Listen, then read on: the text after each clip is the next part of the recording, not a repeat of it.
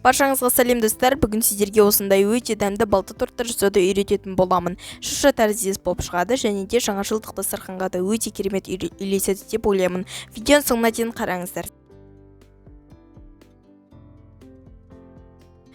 Алдымен ыдысқа сары майды саламыз және де үстіне балды қосып араластырамыз. Достар, осы негізінде менің каналымда медовиктің рецебі бар. Және де оның рецебін сілтеме қылып тастап кетемін астына описаниеға, және де құрамын да описаниедан таба аласыздар.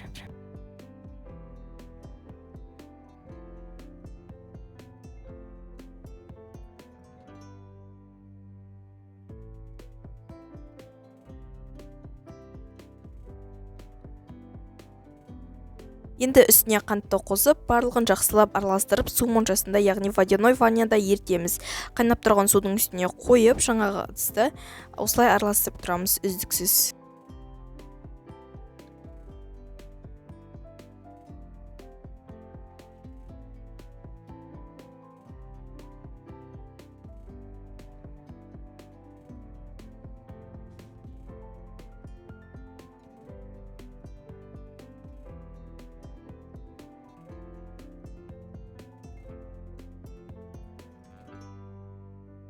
Сұйықтығы су секілді болу керек. Енді осы массаның үстіне бір шай қасық ас содасын, яғни пищевая соданы қосып араластырамыз. Көп жуу қажет.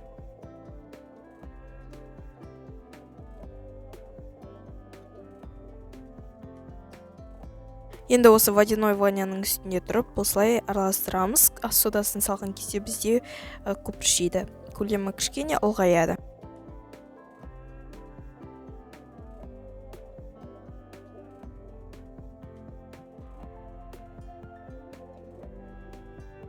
Су моншасынан түсіреміз. Енді осы массаның үстіне 3 жұмыртқаны саламыз.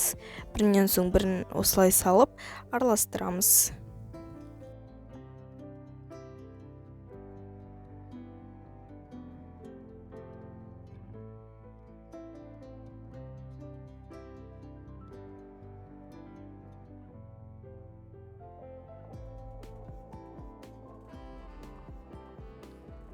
Осылай енді еліктен өткізілген ұнды қосып, барлығын жақсылап араластырып, қамыр илейміз. Жұмсақ және де қолға жабыспайтындай қамыр болуы қажет.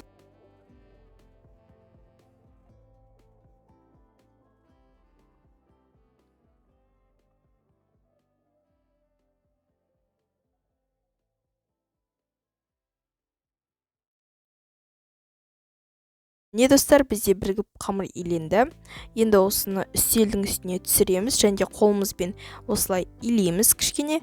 Осылай илеп алып, оны бөліктерге бөлеміз.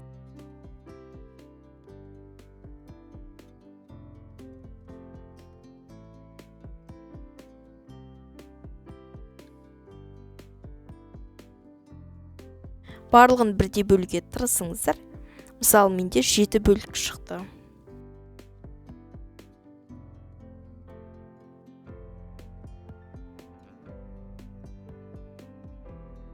Енді осы бөліктерді дөңгелек емес, осылай сопақша қылып орналастырасыздар. Себебі біз қазір оны сопақша етіп жаятын боламыз. Сосын бізде осылай жайып, пергаменттің үстіне шыша тәрізді суретті алып, шышаның суретін алып, яғни енді осымен өлшейміз және шеттерін осылай кесіп шығамыз.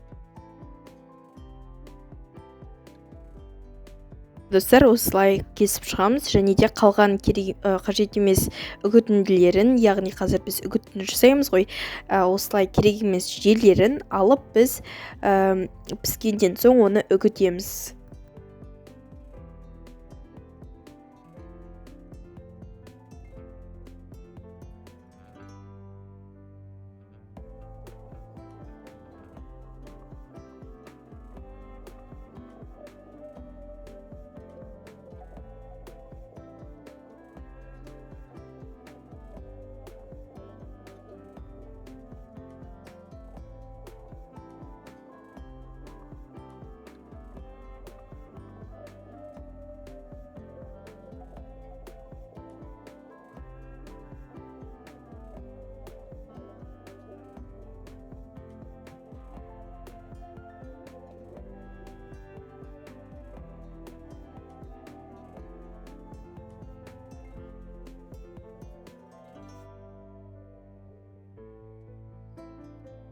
осылай бірдей қылып кесіп шығамыз. Осындай шыршаның суреті пайда болу қажет. Енді осыны пісіреміз. Сол кезде барлығын осылай жасап пісіреміз. Сол кезде бізде жаңағы суреті дайын болып тұрады. 180 градуста 5 минуттай пісіресіздер. Беті қызарып, өте керемет болып шығады, және де осылай формасы дайын тұрады. Жұмсақ болып шығып тұрады өзі. Енді пергаменттен ажыратасыздар. Өте оңай ажыратылады. Және де бұл пергаментке пісіретін кезде май жағып қажет емес. Өзі жабыспайды, және өйткені құрамында май бар. Осылай ажыратамыз. Сосын жаңағы үгітінділерін, үгітетін бөліктерді алып үгітеміз.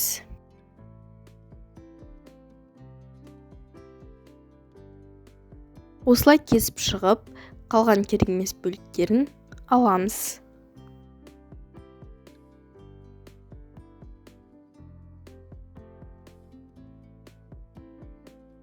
Барлығын осылай пісіріп аламыз. Достар, осылай пісіп шықты. Менде барлығы 7 корж шықты небәрі.